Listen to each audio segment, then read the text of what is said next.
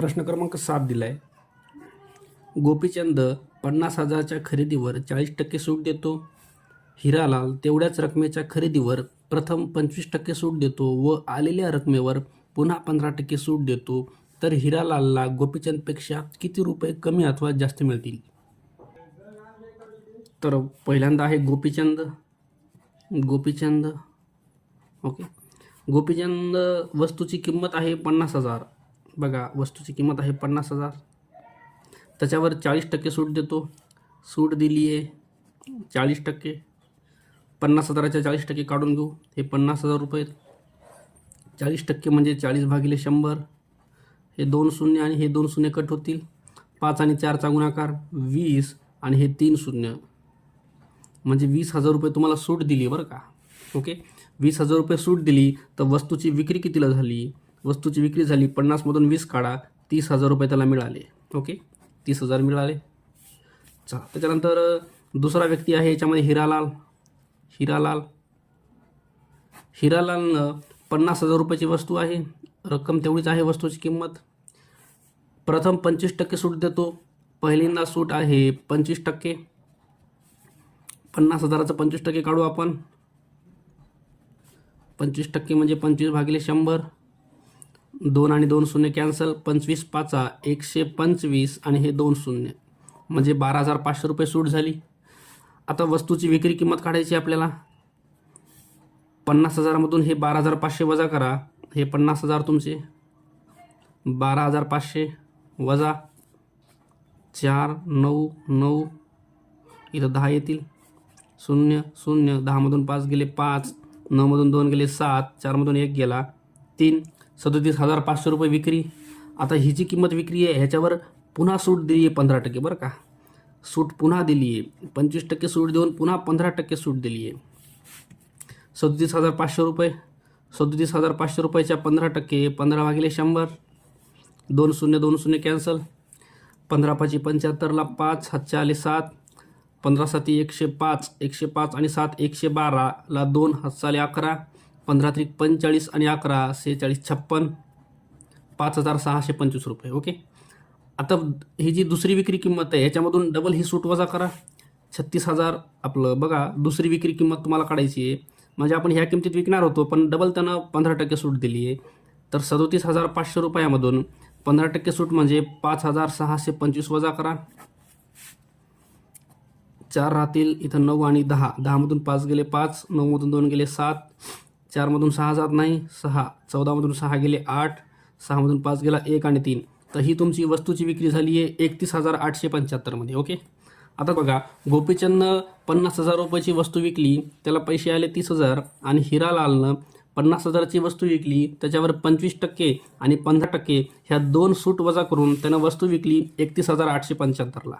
तर त्याला मिळालेले पैसे आणि गोपीचंदला मिळालेले पैसे याच्यातील जर फरक बघितला तर हिरालालला मिळालेले पैसे गोपीचंदपेक्षा 1,875नं जास्त आहेत. 1,875ने जास्त. तर पर्यायामध्ये बघू आपण. पर्याय क्रमांक 3 दिलाय 1,875ने जास्त.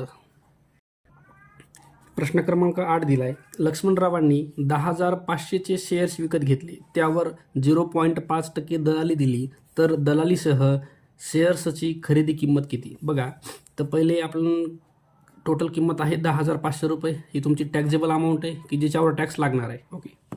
ह्या किमतीचे शेअर्स विकत घेतले, त्यावर 0.5% दलाली लागली. बघा, दलाली. ओके. तर हे 10,500 रुपये. 10,500च्या 0.5% म्हणजे 0.5/100 करा. ओके. 0 0 कट होतील. राहिलं 105 गुणिले इथं आहे तुमच्याकडे 0.5. गुणाकार करा आणि 1 नंतर पॉईंट देऊन टाका. 5 5 25ला 5 हातच्या 2. 5 0 0 2 खाली येतील. 5 1 5 1 नंतर पॉईंट. तर 52 रुपये 50 पैसे ही तुमची दलाली झाली. ओके. आता शेअर विकत घ्यायचे म्हणलं तर तुम्हाला हे जे दलाली आहे ते तुम्हाला ॲड करावं लागते. आणि शेअर विकायचं म्हणलं तर जे दलाली आहे तुम्हाला ही मायनस करावं लागते. ओके. तर शेअर इथं खरेदी केलेत. ओके. तर खरेदी किंमत शेअरची विचारली तुम्हाला. तर शेअरची किंमत आहे तुमची 10,500 रुपये. ह्याच्यामध्ये तुम्हाला हे ॲड करायचे आहेत 52 रुपये 50 पैसे. ओके, चला बेरीज करून घेऊ आपण. 0 5 2 आणि 0 2 5 हे 105. ओके, तर 10,552.5 ही तुमची किंमत येईल. 10,552.50 पर्याय 3 हे उत्तर असेल. प्रश्न क्रमांक 9 दिला आहे. एका दुकानदाराने 20 वस्तूच्या खरेदीवर 5 वस्तू फुकट दिल्या तर शेकडा किती टक्के सूट दिली? बघा, खरेदी किती केली आहे? खरेदी केली आहे 20 वस्तूची. ओके, आणि 20 वस्तूची खरेदी आहे आणि 5 वस्तू जे आहेत का तुम्हाला फुकट मिळाल्यात, फुकट. तर एकूण किती वस्तू झाल्या तुमच्याकडं? एकूण तुम्हाला वस्तू घ्यावा लागणार आहेत 25. ओके, एकूण वस्तू तुम्हाला 25 घ्यावा लागल्यात. 25 वस्तू जर घेतल्या, 20 वस्तूची खरेदी केली तुम्ही आणि 5 वस्तू तुम्हाला फुकटमध्ये आल्यात, तर एकूण तुम्ही वस्तू किती घ्यायलेत? 25. जर 25 वस्तू घेतल्या तर तुम्हाला 5 वस्तू त्याच्यातल्या फ्री आल्या. कळलं का? 25पैकी 5 तर 100च्या टक्केवारी काढायची तुम्हाला. ओके, तर हे 5 1 5 5 5 25 आणि 100 भागिले 5 करा. हे 100 भागिले 5 5 2 10 आणि हे 0, तर 20% तुमचा नफा व्हायला बरं का, 20%. तर पर्यायात बघू आपण 20%. पर्याय क्रमांक 1 उत्तर दिले आपल्याला. प्रश्न क्रमांक 10 दिला आहे. सदाभाऊंनी आंब्याची 300 कलमे प्रत्येकी 250 याप्रमाणे विकली.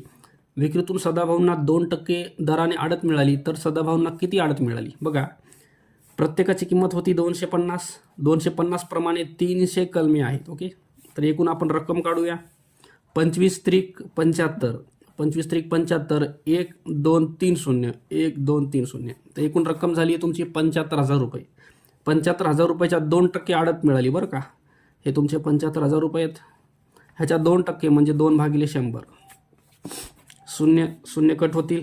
75 दोन्ही 150 आणि हा 1 0, तर टोटल 1,500 रुपये आडत मिळाली आहे. पर्याय क्रमांक 2 हे आपलं उत्तर असेल. प्रश्न क्रमांक 11 दिला आहे. समान किंमत असलेल्या 2 वस्तूवर अनुक्रमे 10% व 12% सूट दिल्यानंतर त्या 2 सुटीमधील फरक 12 आहे, तर वस्तूची छापील किंमत किती?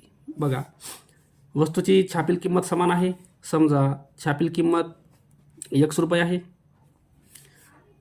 सूट दिली 10% आणि 12%. बघा, 10% सूट दिली म्हणजे 10x भागिले 100 रुपये सूट, ही तुमची सूट आहे बरं का. ही पहिली वस्तू आहे. दुसरी वस्तू 12% सूट म्हणजे 12x भागिले 100, ही तुमची सूट आहे.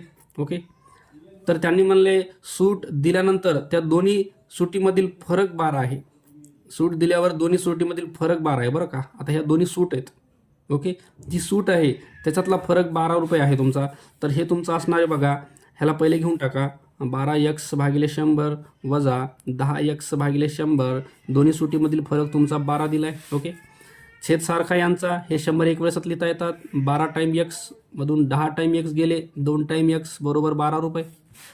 आता x बरोबर 12 गुणिले हे 100 गुणाकारात जातील आणि हे 2 तुमचे खाली येतील. 2 न डिवाइड करा, 6 येतं आणि x बरोबर 6 आणि 100 600 रुपये. ओके, तर पर्याय बघू आपण.